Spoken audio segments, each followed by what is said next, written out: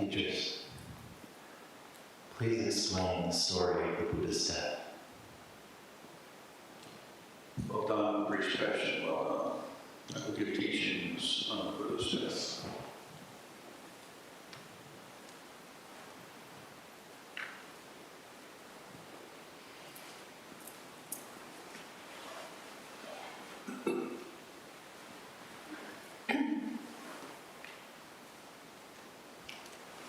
So, good morning, everybody. Today, we're in a different mode than our typical Sunday, which you may have noticed. And we acknowledge today a very important moment in the Buddha's life, his death. There are many stories, legends, and myths, narrations that accompany great religious figures of the world. Many of them questionable literal truths, most of them with some spiritual significance. In this case, the details I'm about to describe are pretty well vetted. We have about as much certainty as we do about Socrates, say, that this probably happened in some shape. We begin with an acknowledgement that the Buddha was born, like all of us. We begin with an acknowledgement of the Buddha's mother, of the childbirth, of the practice of giving life. From there, grew to maturity, confronted his discontent, sought spiritual guidance, found it unsatisfactory, pursued further depths, and came to realize the truth of himself as the universe. And then, upon being asked, he began to teach and had some 40-year plus tenure in teaching. The records have his passing somewhere in his later 80s, as I understand it. There's a beautiful pre-scene to this where one day, you see the way it was, Buddha had a few heavy patrons, one here, one there, one another place, and he would travel from grove to grove, and in these spots he would land and give teachings and then migrate to the next and give teachings. And that stopped when the monsoon seasons came. And so here we have one of those moments where he's between and traveling, and his attendant, Ananda, who was also his cousin, they were sitting on some high perch looking down over the valley, both wizened with age and feeling the rigors of the once easy journey upon them. Ananda leaned over to Buddha and said, "Oh, Buddha, old age, what a drag. Oh, my arthritis, my knee, oh, my back, oh." What does the Buddha have to say about these matters? And the canon records, the Buddha looked over at Ananda and said, "Oh, Ananda, I spit on old age."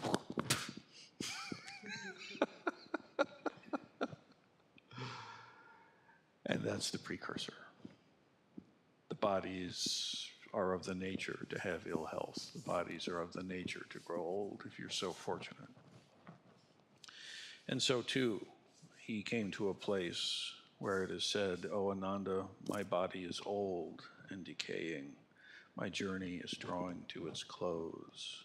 I am turning some 80 years of age, and just like a worn-out cart, my body is neither sturdy nor strong. Have I not taught to you before that for birth there is a time, for flourishing there is a time, for decline there is a time, and for death too there is a time? Have I not taught that all who are born are bound to death? Born in this world, I have discovered the path to nirvana and severed the root of all delusions. Therefore, I am not negligent in attaining the way. and yet it's time. As they were traveling, there would be various villages where he would stop and they would be offered alms. And so one of the stories is that the Buddha was offered food that he knew was going to kill him. And we tend to think of Socrates and hemlock or something. But I personally feel it to be a little differently than that. After all, the Buddha would have eaten exactly the same food that all the other monastics eat. He wouldn't have some special meal set aside. That's not going to happen. And it's not recorded that the entire Sangha collapsed of food poisoning. If that happened, it probably would have been recorded, or maybe nothing would have been recorded. That would be the end of it. But what we know is that Buddha took this meal realizing that this would be his last. And he made efforts to console and kind of forewarn the layperson who brought the meal, look, we're good. Okay, this is not about you. This is not about the food, really. It's time. And so he took the meal like everyone else did. But for him, it had bad effect. As the story goes, he foresaw. And so as his death began to approach, there's a few things to notice about this. One, a complete equanimity and acceptance of the truth of things. This is simply an acknowledgement of what is so. Accepting one's karma. To have been born in a body means there shall be rising and flourishing. Letting go.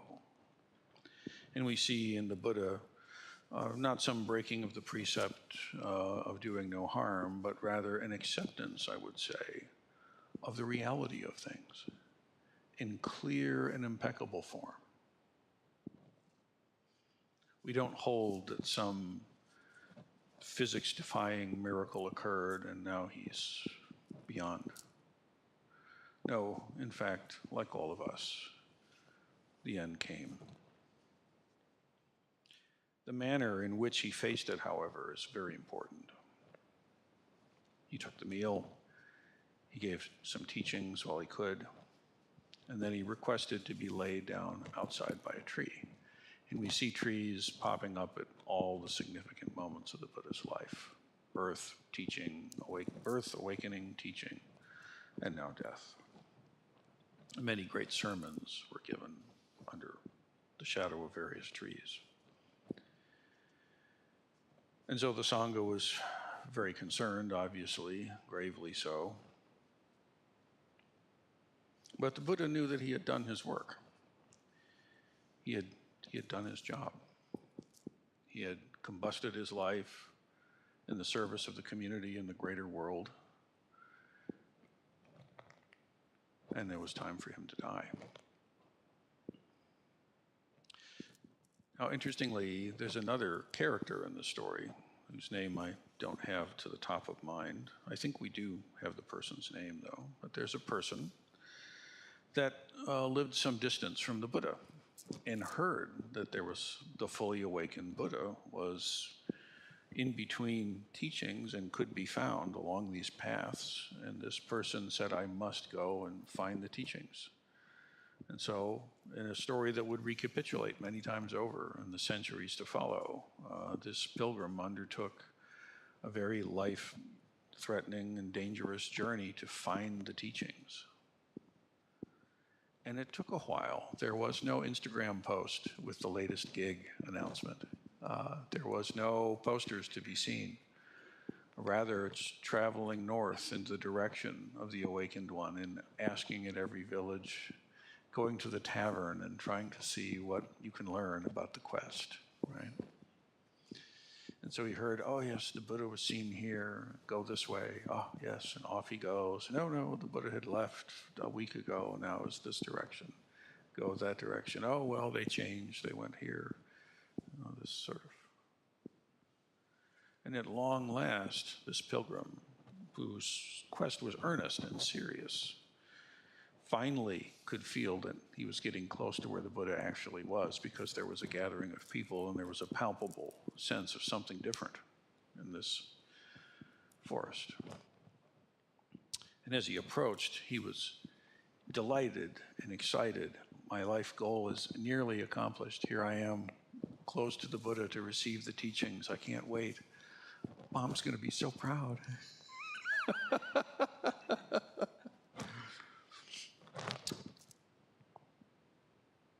But then he began to notice that this was no festival.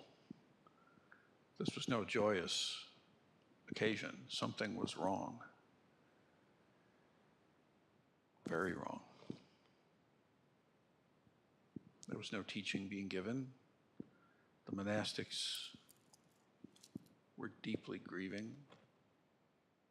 There was a tone of silence that had a different quality from the usual. Almost as though when an electric charge, when a lightning is about to happen, but it hasn't happened yet, you can feel the air start to pull itself and then to release. It was this in-between feeling. Eventually, the pilgrim learned that the Buddha was gravely ill, perhaps deathly so. His heart sank, and yet his quest to receive teaching was all the brighter. He made his way and found the tree where the Buddha was, and there the Buddha lie in repose, still alive. There was a sort of ring of guardian types protecting the space for the Buddha. And the pilgrim came in and said, "Please, may I have an audience with the world-honored one? I seek the Dharma." And the monk said, "Dude, it's a really bad day." But this person's Dharma eye was not dissuaded. "No, I must. Please, please, I've traveled for so long." And the monks were saying, "Really, this isn't a good time." And as this exchange was going on, the Buddha, his nostril flared, his eyebrow peaked, his eye opened, and he said, "No, this person has come and is asking for the teachings. I've been asked for the teachings. I will respond. Let them come forward." This is a bad idea. No, really, I've spoken. Let them forward. I'll give teaching. So they let this newbie come right to the front. First day in the temple. There's the grand old abbot about to die. Okay, there's some gumption there. And the Buddha then propped himself up like so. You've seen these statues of the Buddha reclining, and as I often say in this moment, people think that's the chill dude, Buddha. Relax, take it easy, Buddha. But actually, it's the "with my last breath will I serve you," Buddha. Okay. On his side to help with the pain, head up so that he could respond and breathe adequately. With great pain, he brought himself to what posture he could. And the pilgrim said, "World-honored one, please forgive me, but I'm here for the teaching." And the Buddha looked at him and said, "I know. I'm glad you've come." Consider what teaching you might offer. What would you have to say, knowing this is your last moment?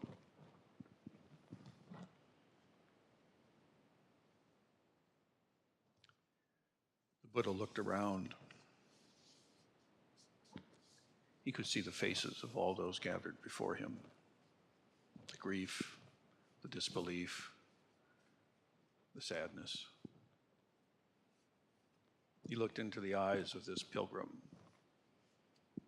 And although they were meeting for the first time, I think they were old friends somehow.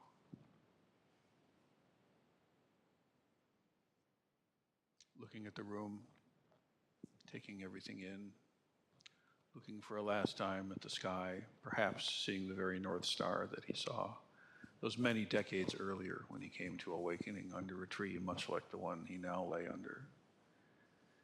He looked at the pilgrim and he looked at the Sangha. Dear ones, let yourself be your own light and your refuge. Trust yourself. Let the Dharma be your light and your refuge. Trust the Dharma. Let the Sangha be your light and refuge. Trust the Sangha. Above all, realize the truth of yourself. None can do this for you. And yet you cannot do it alone. Please take up the practice and practice well. And with this, the Buddha reclined, closed his eyes, and died.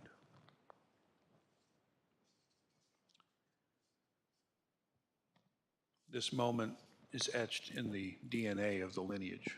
It's etched into the shared memory of the tradition. And I think it's important that there's no fairy dust sprinkled around. There's no ducking or evading. There's no sidestepping anything. Instead, what we have is a clear example of practice. This last moment of a person's life,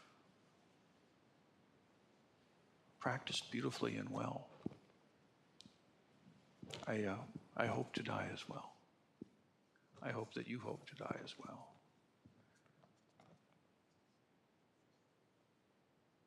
The Sangha cared for the space for a time. They cared for the body in the ways that they knew how to. After the rites of cremation were completed, it took a while for the Sangha to keep itself together. But the Buddha had put in place an institution, had created methods, had created a Sangha. And look, they didn't all agree on all things. They were people like we're all people. And yet, they had the vow of harmony and Sangha. They had the vow of practicing the Buddha Dharma. And they had each other's memory of what the Buddha taught and how to practice. And so in time, the elders gathered and they discussed. Ananda recited the teachings as he recalled them. The elders went back and forth of their memories. And eventually a canon of teaching was produced. This canon has continued to this very day and to this very place. Now, what we do to acknowledge this, there's a couple of things that happen. One is there's the request for the story, and then there's the giving of the story. And then, at such a time, there's a bit of Buddhist magic that needs to happen. And it involves cookies, as good magic does. And so what will happen is you see that there are screens here covering the Buddha image, ritually acknowledging the Buddha's physical passing. We stand in the place of the Buddha with the bodhisattvas and ancestors and all of us here. And we'll do this in the belly of the Heart Sutra, as I understand it. Is that true? Yes, good. So we'll have the Heart Sutra going. We'll stand. And then we'll ask people to come forward, and we'll do a little bit of a magical operation, okay? And just play along with us for a sec. You'll be given a tray of cookies. Magic cookies. Don't eat them. Don't inhale. But what you're doing is you're taking the cookies, and I would like you to look at the cookies and imagine it to be all the delight and all the joy, all the comfort and love and compassion, all the kisses, all the joy, and take all of the joy and the love and put it into these cookies. Offer the absolute best you have, real and imagined, and let these cookies sort of hold that intention for you. And then what happens is you take the cookies and it's all the good things, all the cool things, the sweet guitar and the amazing this and the other that, all the nice things you give them. And you give them, in this case, to myself and Doan Roshi. And we receive them on behalf of the lineage and the Buddha. And this giving, this offering the best you have to give, you could walk up and go here and have a seat. And that's, so be it. But if you actually play with this imaginatively and offer the best, even if right now you're not feeling like there's much worth offering, you can imagine things worth offering. Even if there is much in the world at this moment we all would wish looked differently than it currently does, still there is beauty, there is joy, there are cookies. Offer the good. We will receive that for you as the lineage. And in this offering and receiving, there's merit that comes. This merit is incalculable. The merit that comes to you from offering things to the ancestors, to the lineage, to the tradition, frankly, to yourself, is the erosion of obstacles and obstructions to your virtue and to your practice. And we all have them. Every one of us has edges, rough points, blind spots. So, what the merit will do is erode those edges, make them easier for us to see, even if it's unwelcome for a time. They need to be seen so that you can work with them. In this way, the merit of that gift will come back in fruition to yourself and nourish the entire community. And then I'll take the cookies and give them to the attendant, who will give them to the next friend, and we'll just kind of do this dance together on both sides. When we're done, we'll put those cookies on the main altar where they'll stay, and we'll conclude the Heart Sutra. And then after which, we'll do something that only typically happens in the very end of a day's practice at the temple, which is the evening gata. It's a striking call that is said to be a human giving voice to the experience of the ancestors long dead, giving us a final encouragement to trust ourselves and to come to awakening. So, shall we do a bit of a Buddhist magic dance together? Let's begin. We'll now prepare for the cookie offering. Please stand for the Heart Sutra found on page 4 of the liturgy book. Ushers will direct you to when to come up for the offering, and we'll have 2 lines on either side of the aisle.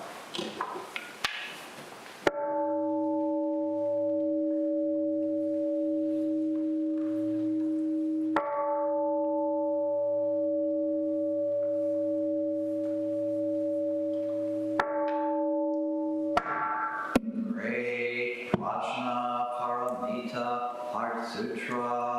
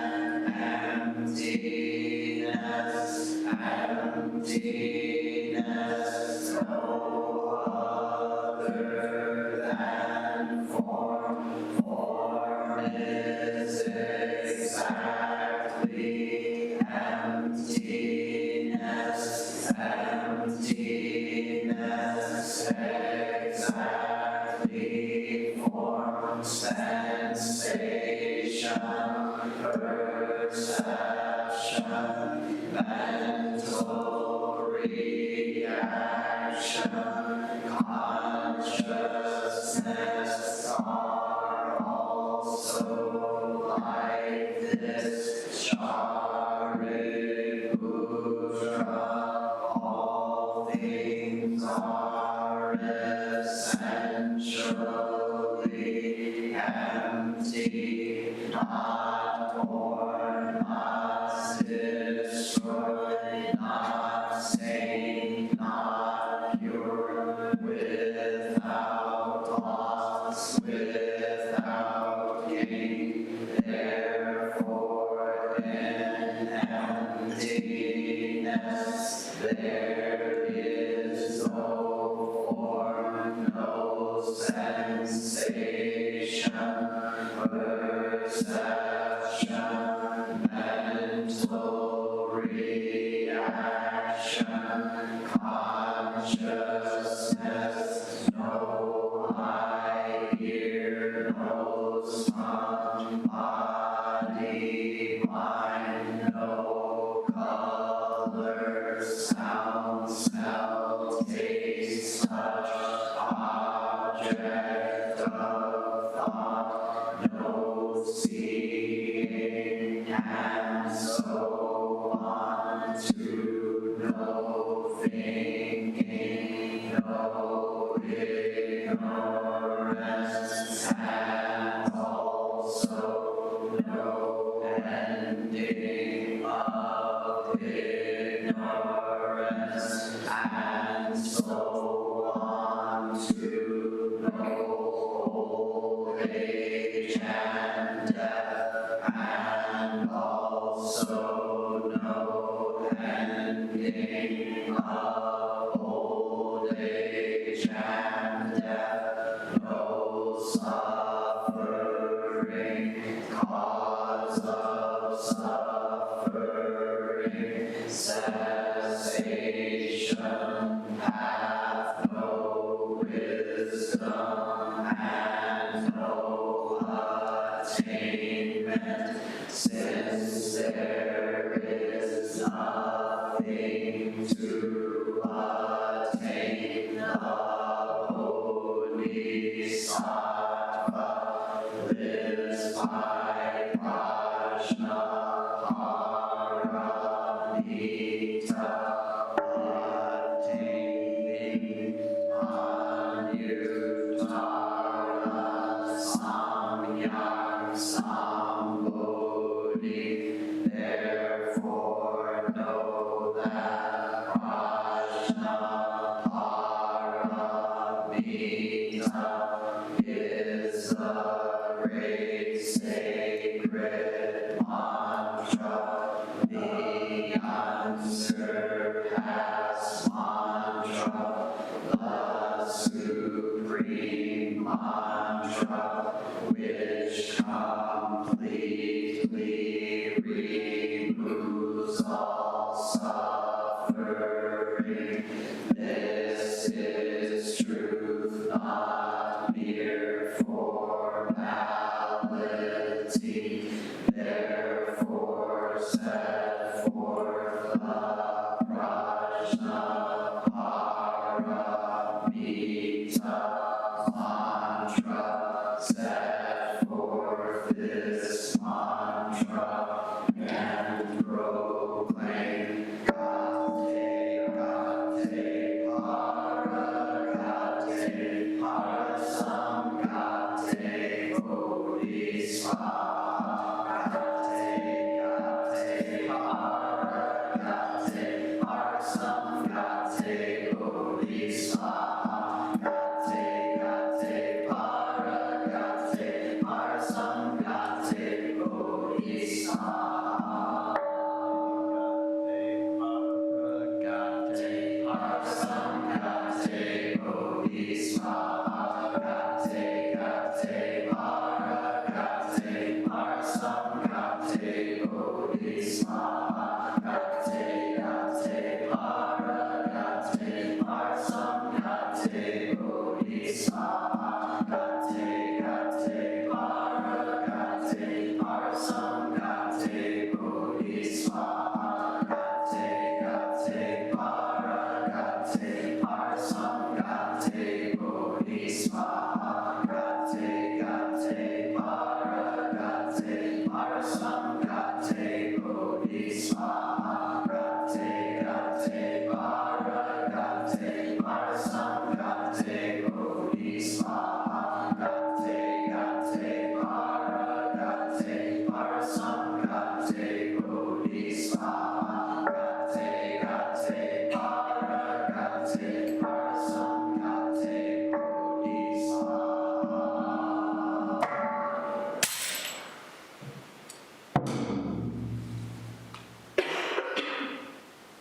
By the vow made many ages ago, the world-honored one was born into this world for our sake, to guide people and gods toward the goal of nirvana. The compassion of the Buddha, like that of a mother, provided milk to all and nurtured them.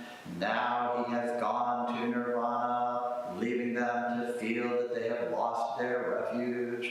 May the treasure of the Dharma and the light of the relics of the Buddha illuminate our path and help us escape from delusion. We dedicate all of the merit from the preceding recitations to the dragon spirits of the earth who are protectors of the true Dharma. We humbly pray that their spiritual luminosity will aid us, that they will widely extend their beneficial protection, that this temple shall flourish, and that they shall long confer their selfless blessings. The pure body of the Dharma realm fundamentally has no emerging or disappearing.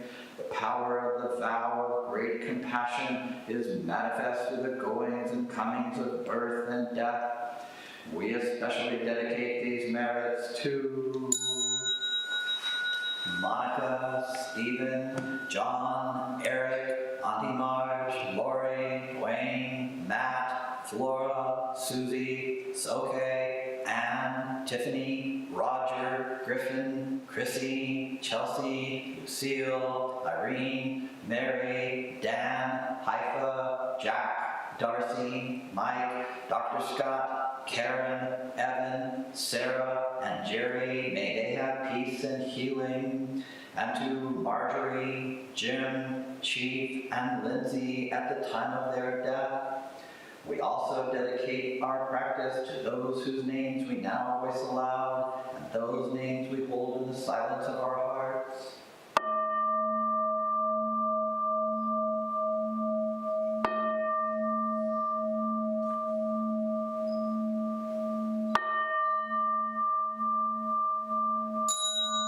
May we live in perfect peace with Buddha Dharma, and may we realize the Buddha way together.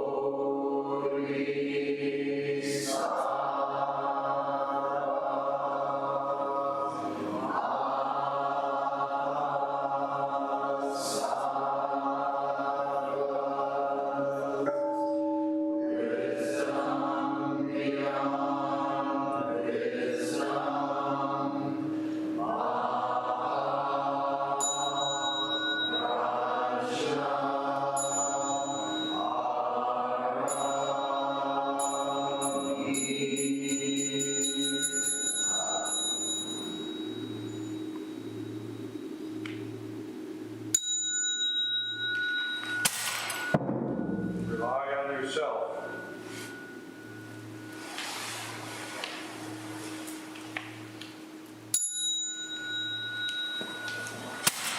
Rely on the teachings.